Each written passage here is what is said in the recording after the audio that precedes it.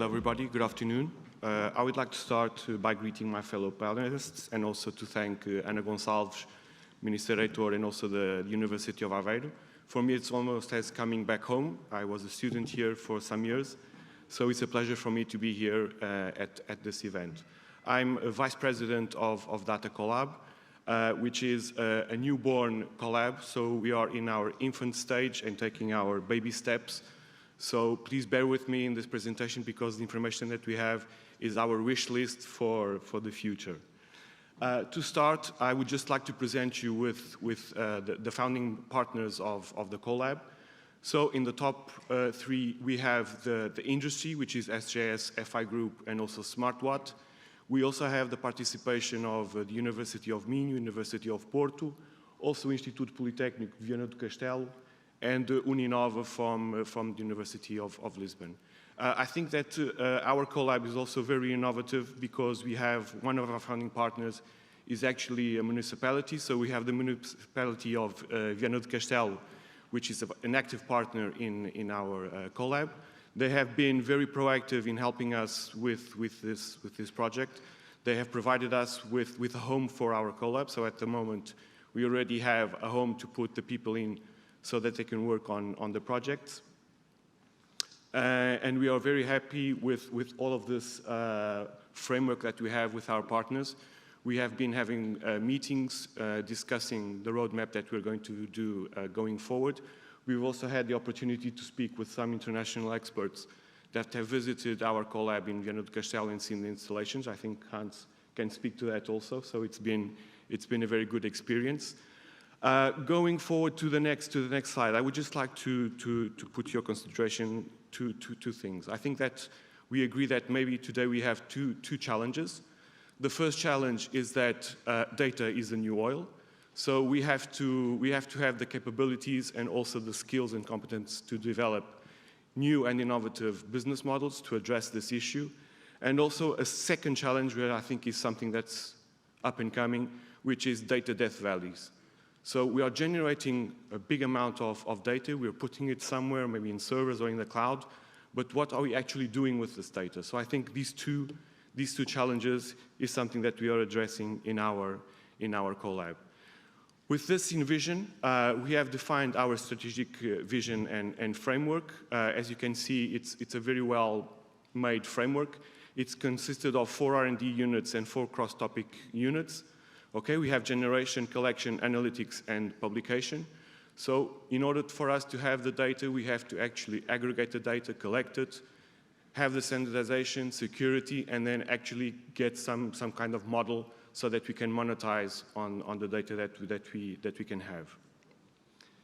In terms of our sectorial approach and our 3 main drivers, we are actually very cluster-oriented. So we are focusing on industry and manufacturing, agri-food and forestry and biodiversity, energy and blue growth, which everybody I think would agree are the new 2 up-and-coming sectors, and also health and pharma, which can also produce a lot of data that we can analyze and actually monetize on this. Our 3 main drivers, as I think maybe also transversal to all of the CoLABs, so we need to be innovative, we need to be secure, and also we need to be profitable. So we're not just trying to do fundamental investigation, we actually want to do something that's innovative for the market and then actually have a payback on the products and the services that will be developed within the CoLAB. As you can see, this is the picture actually of our headquarters in Viana do Castelo. So as I mentioned, Viana do Castelo municipality has gracefully given us the headquarters for the CoLAB. So once again, thank you to the municipality. We already have basic equipment for the CoLAB that was provided by some of the shareholders. And in terms of the financial aspect, we already have some of the associates that have already provided their subscription to the CoLAB. And we are presently waiting for the CoLAB funding coming from the national framework. So I think this has also been an issue that's been transversal to all of the CoLABs. So this is us being a newborn and an infant, we can also relate to this issue. In terms of human resources, we have projected to hire 35 highly qualified human resources. And starting November, we already have 3 people working actively in the CoLAB. So we already have people that are dealing with everything that has to do with hiring and communication and design and everything else. So we want to put CoLAB, Data CoLAB, in the media and with all of our partners and our prospects for just to give you this envision. By the year 2031, the objective is to have 200 indirect jobs created with the CoLAB, okay? Regarding our challenge and opportunities, I think this is also something that's very transversal to all of the CoLABs, to attract and retain specialized human resources. As I mentioned, we are going to be located in Viana do Castelo, which is considered a region that has some deficit in terms of industry and specialized human resources. So this would be also a point that can attract specialized human resources to culminate this type of scarcity in human resources. The CapEx, I think, is also something that is transversal to all of the CoLABs. The development focus, since data is cross-sectorial, so we need to focus very well what the projects we will be developing and what kind of focus that we need to put in. And also the indirect cost management. And then, of course, as I mentioned, Viana do Castelo is considered a sub-region for funding. So we will try to bring funding through national frameworks and international frameworks also, okay? In terms of opportunities, we are presently mapping all of the calls for Horizon 2020. Horizon Europe. Horizon 2020 is already closed. Another type of European and international funding, so that we can also bring this back to Portugal and to Viana.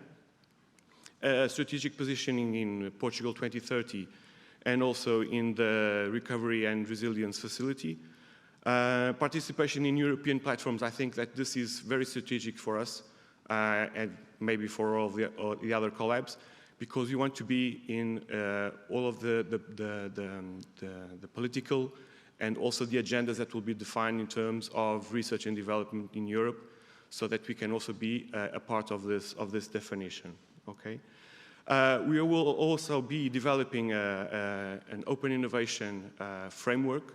So we will be working very closely between, which is the CoLAB, the enterprises, the corporates, and also the academia, and actually have a lighthouse and a living lab within our headquarters to promote this kind of synergies between all of these actors. Okay. Funding footprint and platforms. Hopefully, and since the CoLAB already has some founding partners that are very well connected and have a very good network, CoLAB was actually able to be present in 2 mobilizing agendas within the Portuguese PRR, which was the automotive agenda and also the natural capital agenda. We are also looking at the next call that will be dos Centros de Interface Tecnológico, to try to understand how a newborn CoLAB can actually fit within the call that will be opening.